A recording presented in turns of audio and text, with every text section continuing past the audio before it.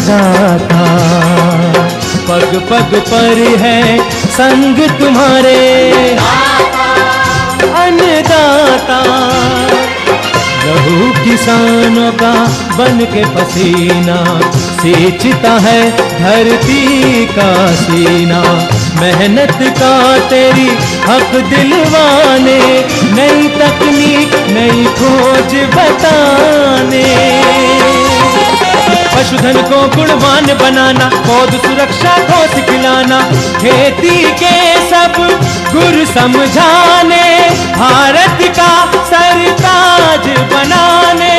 आठों पहर है संग तुम्हारे अन्नदाता,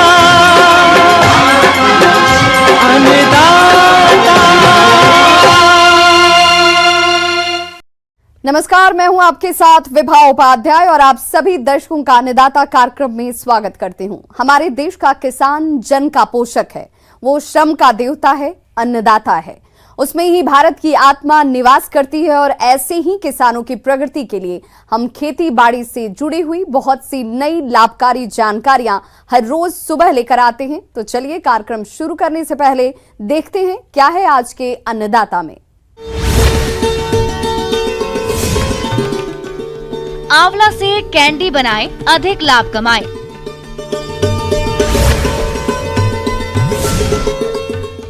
ब्रोकली की फसल में लगने वाले रोगों की रोकथाम।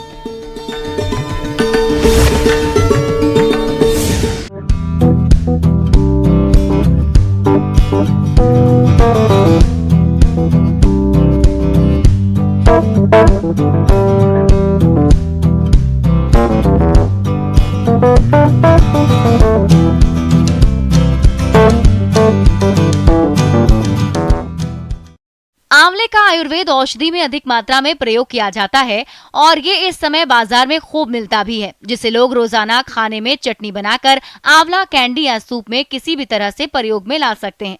लेकिन कई बार बाजार में इसकी अधिक आवक होने के कारण किसानों को इसका अच्छा दाम नहीं मिल पाता है। ऐसे में किसान आंवला की कैंडी बनाकर बेचें तो इससे अच्छा मुनाफा कमा सकते हैं और आंवला से कैंडी बनाना काफी आसान भी है। किसान इसे अपने घर पर आसानी से तैयार कर सकते हैं। तो चलिए इस बारे में विस्तार से जानते हैं कृषि वैज्ञानिक डॉक्टर रेखा सिन्हा से।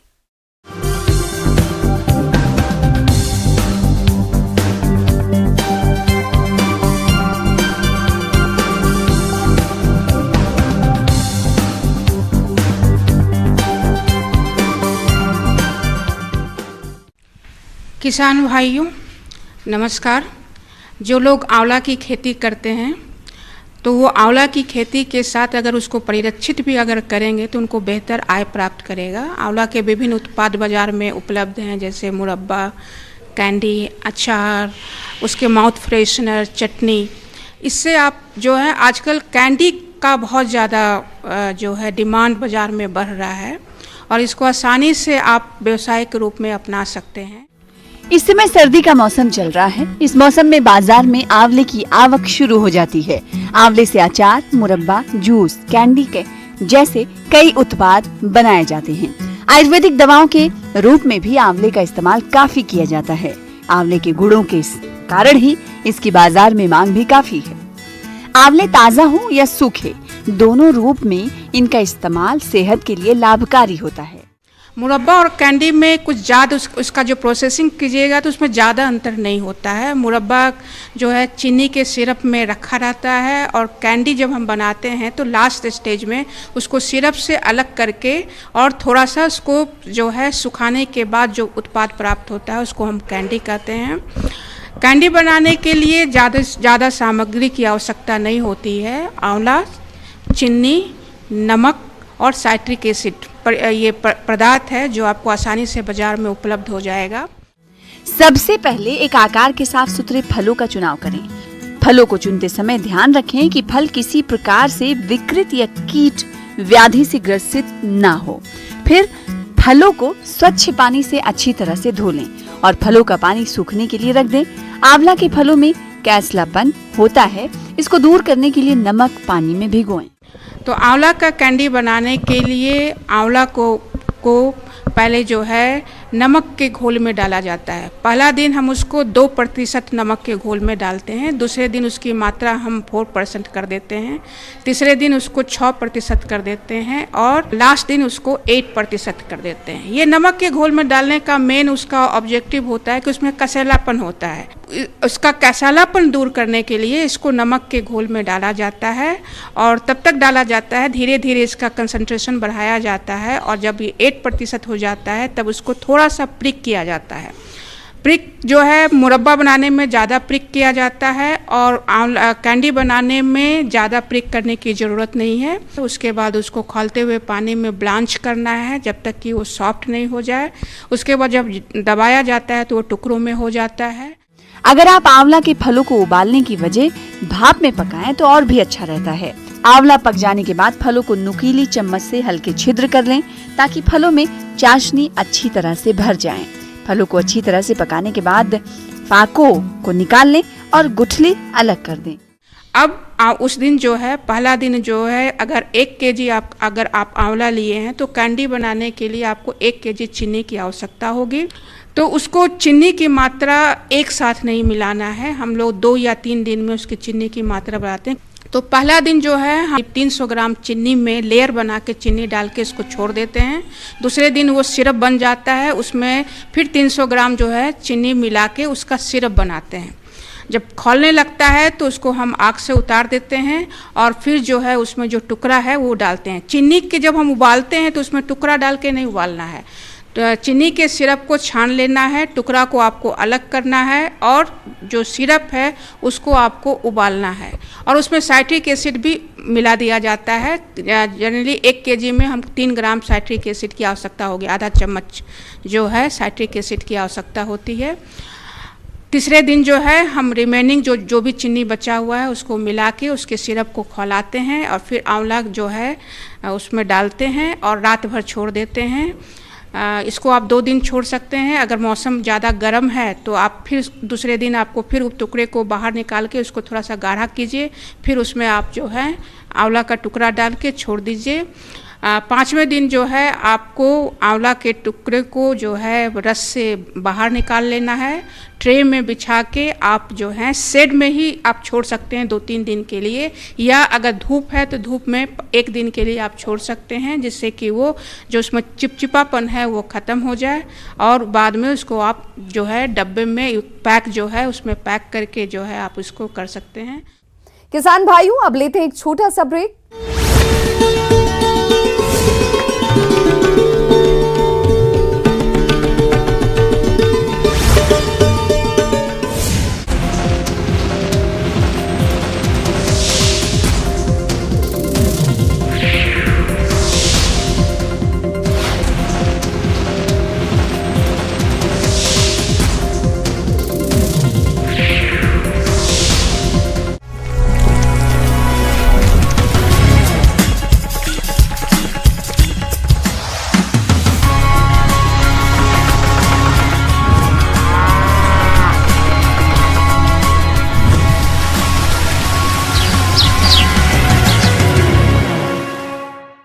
ब्रेक के बाद आप सभी दर्शकों का अन्नदाता में स्वागत है।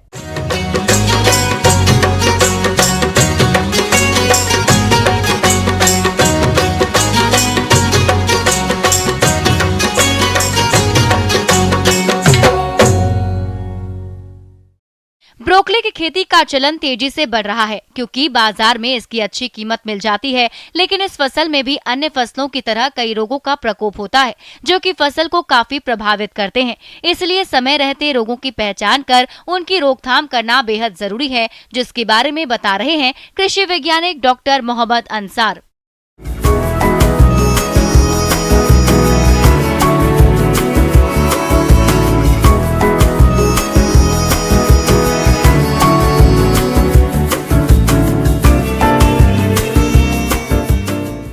फसलों की बात करें तो उनमें एक ब्रोकली एक महत्वपूर्ण फसल मानी जाती है और ये प्रायः ठंडी में उगाई जाती है अपने क्षेत्रों में।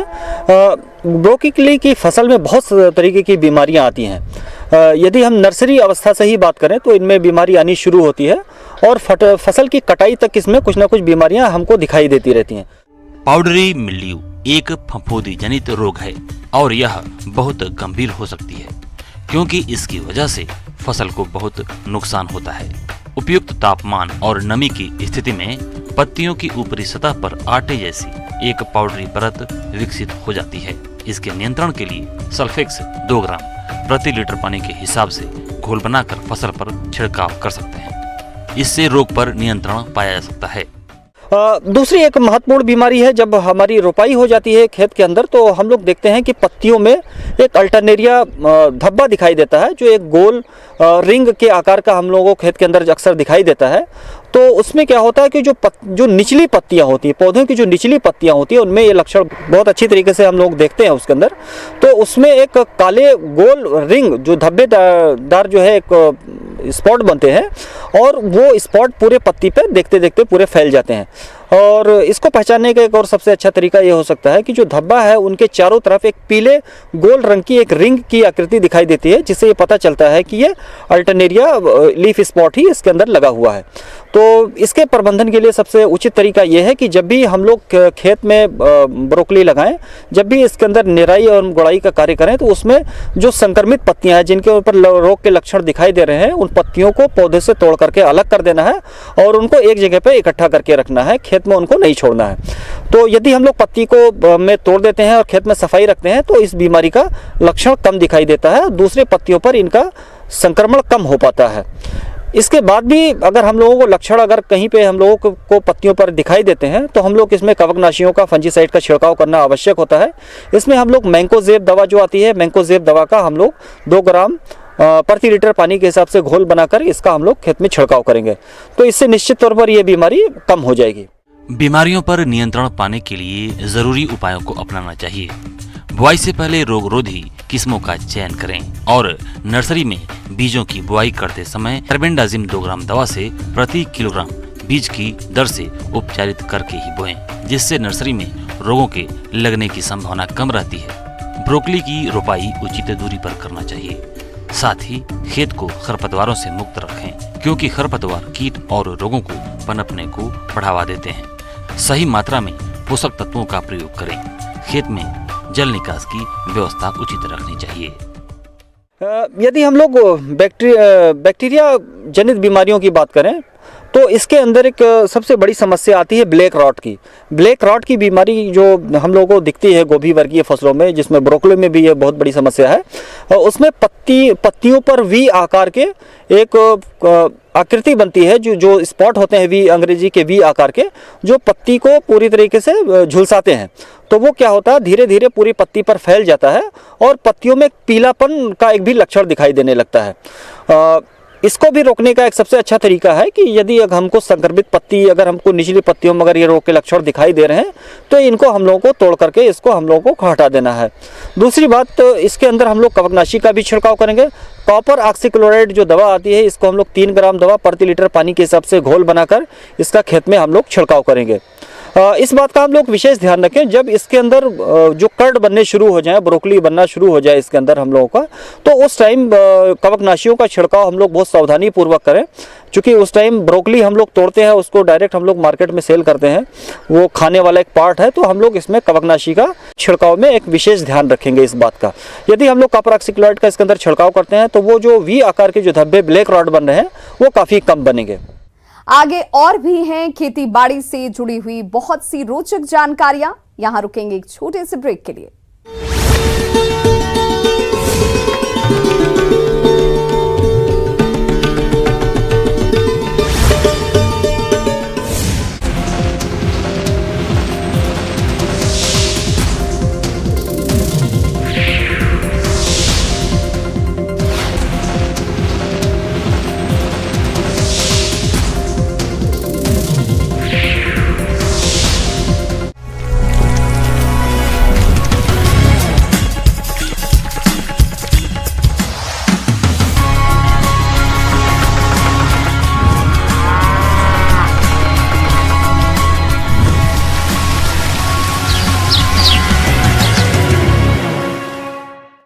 ब्रेक के बाद एक बार फिर से आप सभी दर्शकों का अन्नदाता कार्यक्रम में स्वागत है।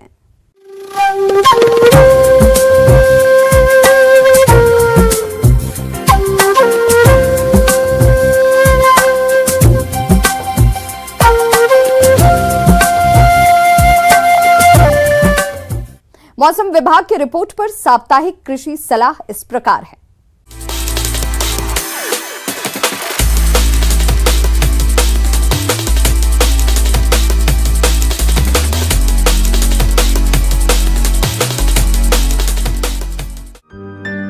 ग्रामीण कृषि मौसम सेवा, भारत मौसम विज्ञान विभाग, रेप सीड मस्टर्ड, राष्ट्रीय अनुसंधान केंद्र सेवर, भरतपुर द्वारा भेजे गए मौसम पूर्वानुमान रिपोर्ट के आधार पर जिला भरतपुर और इससे लगे जिलों के किसान भाइयों को सलाह दी जाती है कि आगामी 2 दिनों के दौरान बारिश की संभावना नहीं है। आसमान साफ रहने की संभावना है।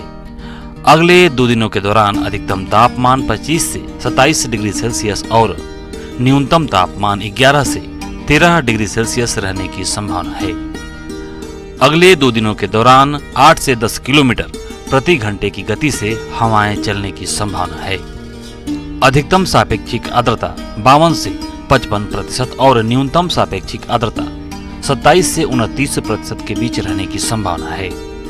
ऐसे में इन क्षेत्रों के किसान भाइयों को सलाह दी जाती है कि रबी की फसल, पशुधन और स्वयं को ठंड की स्थिति से बचाने के लिए एहतियाती उपाय करें। देर से बोई गई सरसों की नियमित रूप से निगरानी करते रहें ताकि माहू और सफेद रतुआ के प्रकोप से बचाया जा सके। आगामी 2 दिनों के दौरान बारिश की संभावना नहीं है। अगले सप्ताह साफ आसमान रहने की संभावना है। किसान भाई अपनी फसलों की निगरानी करते रहें। खड़ी फसलों में दीमक कीट के नियंत्रण के लिए 20 सीसी क्लोरोपाइरीफास 4 लीटर प्रति हेक्टेयर की दर से सिंचाई पानी के साथ दें। सरसों की फसल में सफेद रतुआ रोग में पौधों की पत्तियों की निचली सतह पर 1-2 मिलीमीटर व्यास के स्वच्छ व सफेद रंग के छोटे छोटे फफोले बनते हैं। किसान भाइयों को ऐसे सफेद फफोले दिखाई दे तो किसान भाई मैंकोजेब या रिडोमिल MZ 72 WP फफूंदीनाशक की 2 किलोग्राम मात्रा प्रति हेक्टेयर की दर से छिड़काव करें। चना की फसल में फली छेदक कीट के नियंत्रण के लिए प्रारंभिक अवस्था में हाथों से कीटों को निकालकर बाहर कर दें। यदि चना फली छेदक कीट का घनत्व 1 कीट प्रति वर्ग मीटर से अधिक है तो इंडोक्साकार्ब 14.5 SC की 0.5 मिलीलीटर मात्रा प्रति लीटर पानी के हिसाब से घोल बनाकर छिड़काव करें। आलू की फसल में अगेती झुलसा रोग को नियंत्रित करने के लिए प्रोपिकोनाजोल 0.5 मिलीलीटर प्रति लीटर पानी या 300 मिलीलीटर प्रति हेक्टेयर की दर से 600 लीटर पानी में घोलकर छिड़काव करें। बैंगन की फसल में फल और तना छेदक कीट को नियंत्रित करने के लिए इमामेक्टिन बेंजोएट 5 SG की 250 ग्राम मात्रा प्रति हेक्टेयर की दर से छिड़काव करें। ठंड से बचाव के लिए पशुओं का उचित प्रबंधन करें। पशुओं को रात में अंदर बांधें। पीने के लिए पशुओं को ताज़ा गर्म पानी दें।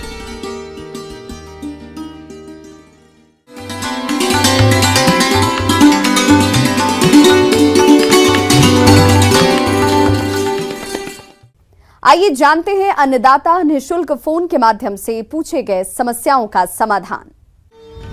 अन्नदाता निःशुल्क फोन संपर्क सेवा के माध्यम से पूछे गए प्रश्नों में से आज हमने जिस प्रश्न को कार्यक्रम में शामिल किया है उसे पूछा है ग्राम नेवाई जिला टोंक के कृषक महेंद्र सिंह ने। ये चने की फसल में फली छेदक कीट के नियंत्रण के बारे में जानकारी चाहते हैं। तो महेंद्र सिंह जी, आपकी जानकारी के लिए प्रस्तुत है कार्यक्रम का ये अंश।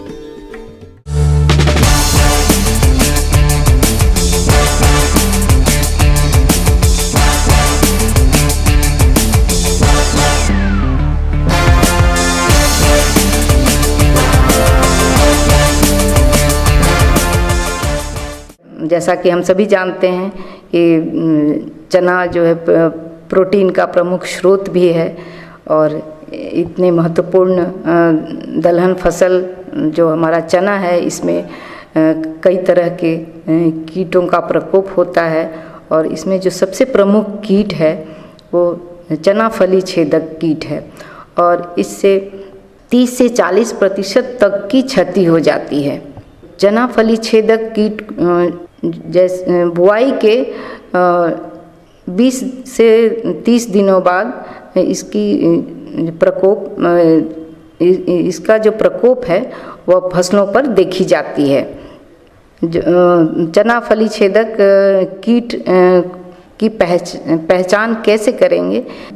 इल्ली जो है, इल्ली के शरीर पे भूरे रंग की धारी होती है, इसी से हम पहचान कर सकते हैं कि ये चना फली छेदक कीट की इल्ली है।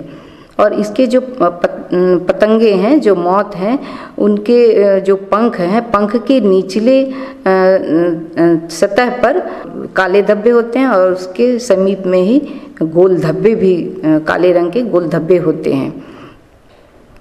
तो ये तो इनकी पहचान हो गई।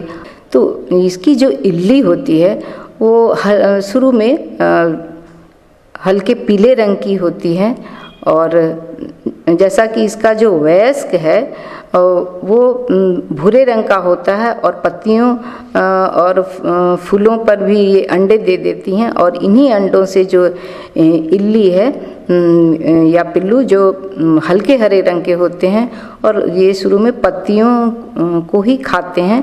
और फली भेदक, इसका प्रकोप पत्तियों व पुष्पों की अपेक्षा फलियों पर सर्वाधिक होता है। इस कीट की छोटी सुंडी फसल की कोमल पत्तियों को खुरच खुरच कर खाती हैं, और द्वितीयक सुंडी संपूर्ण पत्तियों, कलियों और पुष्पों को खाती हैं।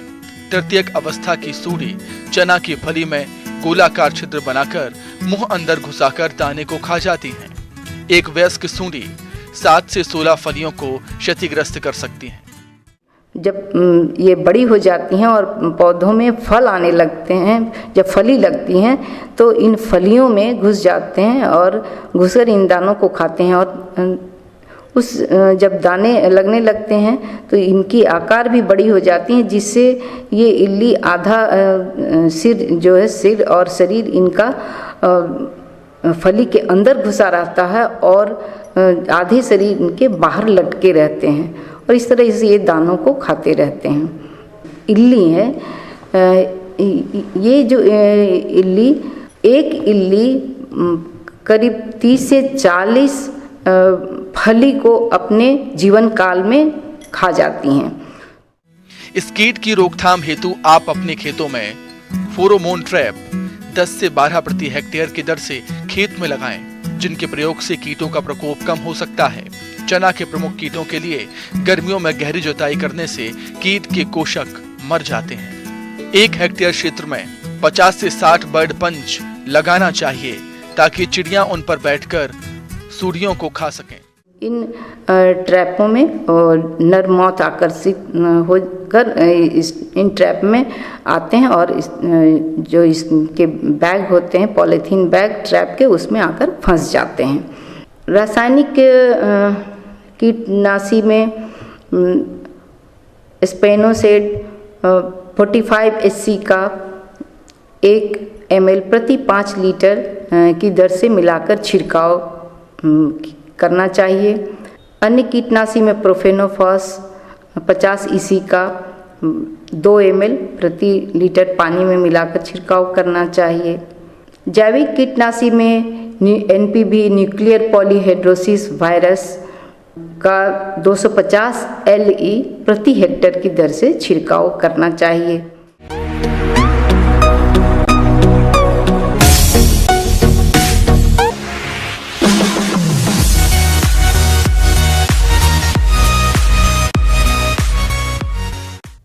एक नजर डालते हैं राज्य के कुछ मंडियों के प्रमुख फसलों के बाजार भाव पर।